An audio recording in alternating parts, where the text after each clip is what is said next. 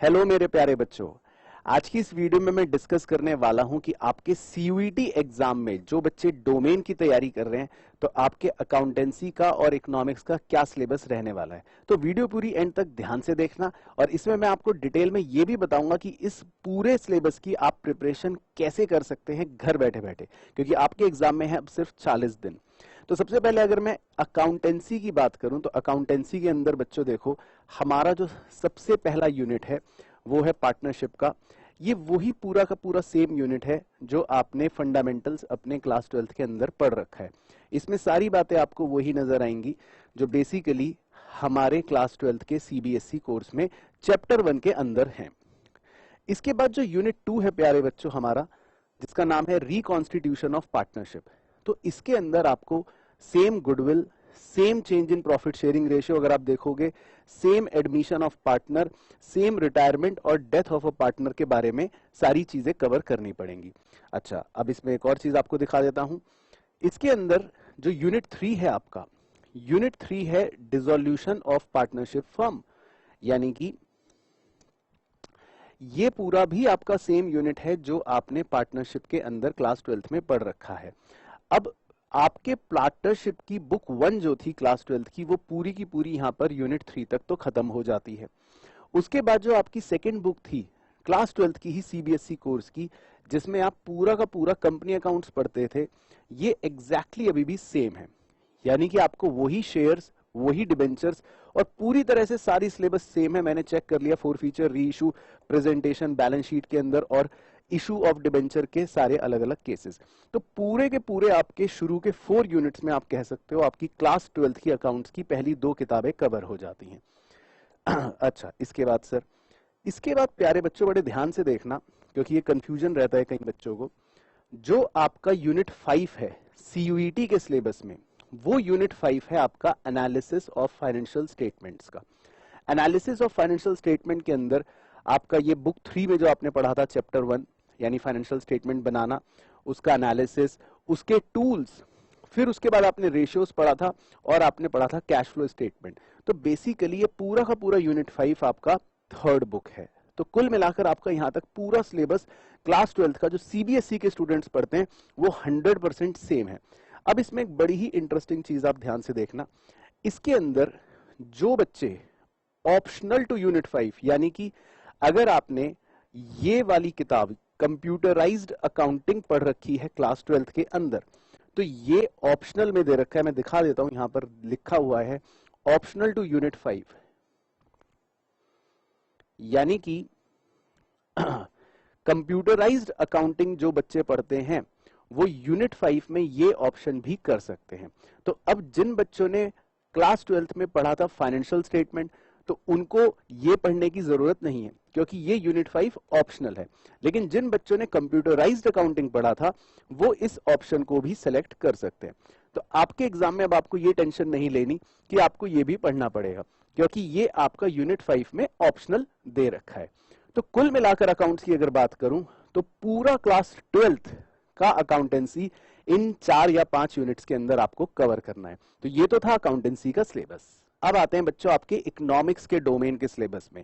Economics के अंदर बड़ा वेरिएशन है, तो आपको बड़ा ध्यान से यहाँ पे सतर्क रहना पड़ेगा, क्योंकि इकोनॉमिक्स के अंदर जो पहला यूनिट अगर आप देखोगे आपके सिलेबस के अंदर है, उसमें आपको इंट्रोडक्शन करना है। लेकिन ये इंट्रोडक्शन है आपके माइक्रो इकोनॉमिक्स का और सेंट्रल प्रॉब्लम्स का।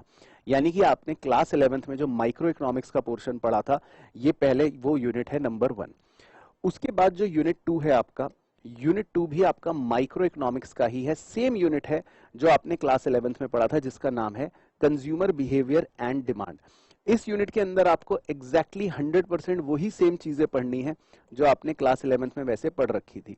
अब यहाँ पर क्योंकि हो सकता है कुछ बच्चों ने 11th में अच्छे से ना पढ़ा हो, तो थोड़ा सा आपको लग सकता है कि भाई कुछ प्रॉब्लम है, लेकिन इसमें सिलेबस वही है जो पूरा क्लास 11th का आपका माइक्रो इकोनॉमिक्स का था। अगर मैं आगे भी दिखाऊं तो थर्ड यूनिट भी सेम एग्जैक्टली आपका क्लास 11th का है, जिसका नाम है प्रोड्यूसर बिहेवियर एंड सप्लाई, जिसमें आपको 4 मेन चैप्टर कवर करने थे। एक प्रोडक्शन होता था, एक सप्लाई होता था, एक कॉस्ट होता है, रेवेन्यू होता है और साथ ही साथ प्रोड्यूसर इक्विलिब्रियम। तो पूरा सिलेबस बिल्कुल सिंक में वही है जो क्लास 11th का माइक्रो इकोनॉमिक्स था। अच्छा, इसके बाद फोर्थ यूनिट है जिसमें हमको करना है मार्केट्स और प्राइस डिटर्मिनेशन। अब मार्केट्स में हमको सिर्फ परफेक्ट कंपटीशन ही कवर करना है, जो अदर फॉर्म्स ऑफ मार्केट है क्योंकि वो सीबीएसई में भी नहीं होते तो इसीलिए यहां पर भी हमने नहीं रख रखे। बाकी प्राइस डिटर्मिनेशन कैसे करते हैं और कैसे उसमें इक्विलिब्रियम निकालते हैं, चेंजेस आते हैं, वो सारा सिलेबस पूरा सेम है। यानी कि अगर मैं माइक्रो की बात करूं तो micro economics CBSE class 11th 100% same. अच्छा, उसके बाद आपका यूनिट 5, ये भी माइक्रो का छोटा सा टूल्स है जिसमें हम प्राइस सीलिंग और प्राइस फ्लोरिंग वाला कॉन्सेप्ट कवर करते हैं। 5 यूनिट तक हमारा काम खत्म। उसके बाद जो ये कोर्स 2 है, यानी कि जिसमें हमें मैक्रो इकोनॉमिक्स कवर करनी है, तो मैक्रो इकोनॉमिक्स में आपके बड़े ध्यान से देखना, जो सबसे पहला यूनिट है ये क्लास 12th में सीबीएसई में आप पढ़ते हो national income and related aggregates का। लेकिन इसमें एक टॉपिक ऐसा है भाइयों बहनों जो आप क्लास 12th में नहीं पढ़ते हो, सीबीएसई की बात कर रहा हूं, वो होता है डिस्पोजेबल इनकम्स का, प्राइवेट इनकम का, पर्सनल इनकम का और पर्सनल डिस्पोजेबल इनकम का। और इसके अंदर से सीयूईटी में क्वेश्चन आते हैं। तो ये थोड़ा सा आपको अलग और नया पढ़ना पड़ेगा, लेकिन मुश्किल नहीं है, मैं आपको सिखा दूंगा, तो नो टेंशन एट ऑल। इसके बाद बात करें आगे यूनिट 2 की।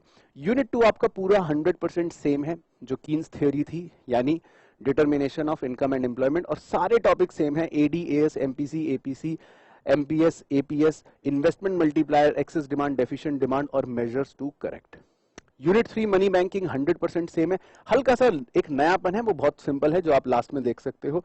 मनी बैंकिंग के अंदर आपको थोड़ा सा हो सकता है कमर्शियल बैंक के फंक्शंस पढ़ने पड़े, कुछ बच्चे कमर्शियल बैंक के फंक्शन क्लास 12th में नहीं पढ़ते, और इसके अलावा कुछ सिग्निफिकेंट और रिफॉर्म्स जो आज के जमाने में इंडियन बैंकिंग सिस्टम में आए हैं, चाहे प्राइवेटाइजेशन को लेकर या मॉडर्नाइजेशन को लेकर, थोड़ा सा वो टॉपिक कवर करना रहेगा, बाकी 100% सेम है।